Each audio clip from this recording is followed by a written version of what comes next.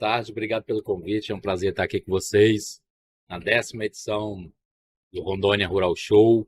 É a minha primeira vez, espero que seja a primeira de muitas, né? Vim a convite da SEAGRE e da Cripar, que me trouxeram para cá, justamente para o Espaço do Peixe de Rondônia. E estamos aí, cara, estou quebrando os paradigmas, né? Dos amazônicos aqui, dos rondonienses. Ontem foi muito engraçado. Eu preparei um pirarucu moqueado, que a gente falou. E o moquém, ele é feito ou de bambu verde ou em madeira, em varas verdes. Por que tem que ser verde? Por conta do calor. Porque se for uma madeira seca, um bambu seco, vai pegar fogo e...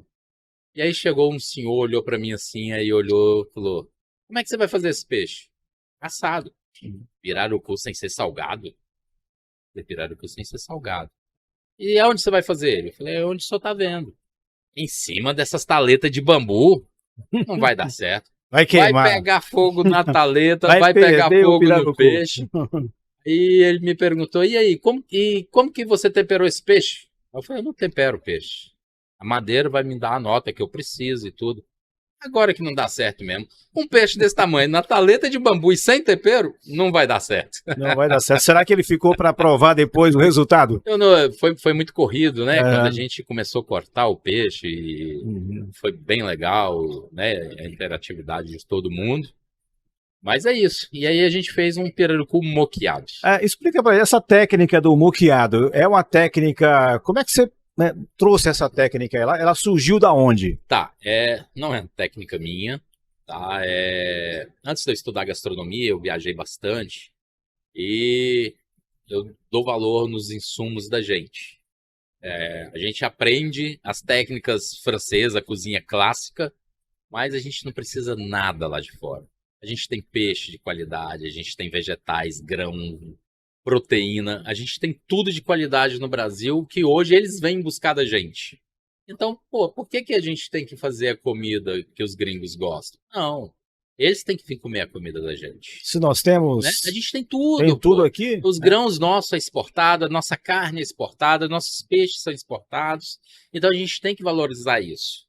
E não é a cultura do brasileiro, né? A cultura do brasileiro é valorizar tudo que tem lá fora. Eu te falo porque a gente viaja bastante e a gente vê isso. Então, nessa minha andança, para eu conheci todo o Brasil. Eu viajei o Brasil de norte a sul. Região norte, vim para o lado da cozinha amazônica, indígena, fiz esse resgate. No centro-oeste a gente tem alguns quilombos, no Goiás, e daí a gente veio pegando essa culinária também. Então eu falo que a minha cozinha é uma cozinha do Brasil. Eu vejo, sua cozinha é mineira, sua cozinha... Sou filho de mineiros, nasci em Brasília, moro em Cuiabá e viajo ao Brasil. Então eu tenho que ter uma cozinha, uma diversidade muito grande. E nessa minha andança, eu passei um tempo no Xingu, né, no Parque Nacional, em algumas etnias na Amazônia, e eu aprendi. O moquém, moquear, é uma das técnicas mais antigas que nós temos de conservação do alimento, que é a defumação. Nós temos três formas de conservar o alimento sem depender de energia, de refrigeração. A salga, que a salga veio bem depois da defumação, porque a salga foi descoberta pelos bascos espanhóis, né? E aí a gente tem a imersão, que a gente fala assim: já comeu carne de lata? Que frita a carne na banha, fica guardada ali, fica na fazenda 3 meses. Então é uma maneira que a gente tem milenar de conservação, que é a imersão na banha, e a defumação. E o moquém é uma defumação. Os índios, os indígenas, os povos originais, o que eles fazem? Eles caçam e quando tem uma quantidade a mais que não é o do consumo imediato, eles fazem, é como se fosse uma grelha de madeira, tá? Madeira verde, e daí eles põem a caça ali em cima. A tartaruga, o macaco, o que eles caçarem, o peixe, e vai moqueando aquilo por 12 horas, 1 dia, 2 dias. Quanto mais tempo, mais é a defumação, maior tempo de conservação eles vão ter desse alimento. E sem o sal. Sem presença. Sem sal. Né? Os povos originais antes não tinha. Hoje é outra realidade, mas não tinha. Então você não tem nenhum tipo de tempero. Então ele defumava no moquém e era a maneira que ele tinha de conservação. Hoje, lógico, o paladar da gente não está preparado para isso. Mas eu tento ainda fazer esse resgate, o mínimo de interferência possível. Tanto que eu fiz o pirarucu ontem, sem tempero nenhum, e no final eu corrigi um sal, fiz um azeite temperado ali e tudo, e a gente ajustou.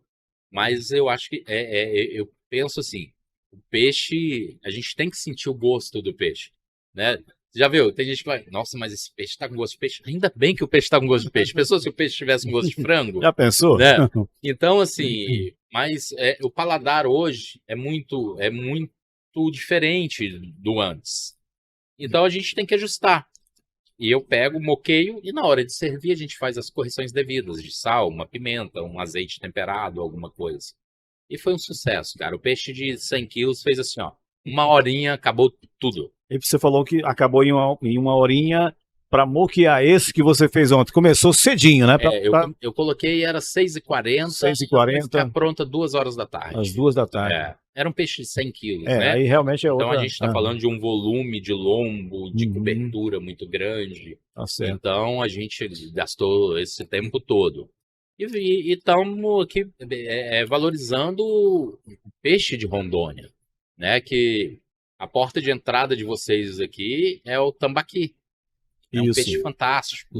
Fantástico, fantástico. E a gente, preparos que a gente consegue fazer com esse pescado, com esse tambaqui. Então a gente já fez tambaqui, segunda. Amanhã eu vou preparar um ceviche de filé de tambaqui. Ceviche cru. Vai ser o que vai estar disponível lá amanhã para quem for. Amanhã eu vou ter uma ventrecha, uma costelinha de tambaqui, vou ter o ceviche de tambaqui e eu acredito que eu devo fazer também como fosse uma muqueca ou de tambaqui também. Eu quero aproveitar 100% tambaqui. Aí, ó, quem vai vir amanhã para a 10ª Rural Show e for visitar lá, ali é o setor, espaço... espaço da piscicultura, né? Espaço de peixes de Rondônia. Espaço do peixe de Rondônia amanhã. Central, você chegou no laguinho, a gente está ali à esquerda. Maravilha. Uma outra coisa, a gente vinha conversando e você falou o seguinte, que o rondoniense, embora tenha peixe, tenha tambaqui, tenha pirarucu e outras jatuarana e outras espécies aí, mas não come peixe. O que acontece com o rondoniense? Pois é, cara. Aqui é uma região amazônica, né? E eu acho que a cultura que veio de fora para cá, o consumo da carne bovina é muito grande. E aí foi meio que esquecendo do peixe. Rondônia é o 3º maior produtor em toneladas, em peso, de pescados do Brasil. Em espécie nativa, é o 1º. É o maior produtor de espécie nativa do Brasil. Tudo que é produzido, grande parte vai para fora. Eu acredito que 90%, né? Pra você ter uma ideia, Manaus vem comprar peixe de vocês. Isso. O maior comprador de peixe de Rondônia é Manaus. Tem que vender, mas também tem que consumir, né? Tem que consumir. Então, assim, o consumo em Manaus é muito grande de pescado. Hoje, o que eles têm lá, eles não conseguem. Vem buscar em Rondônia. O rondoniense tem um pescado de qualidade, sabe? A gente tem que quebrar esse paradigma, aquele pensamento antigo que fala assim, o peixe de tanque tem gosto de barco.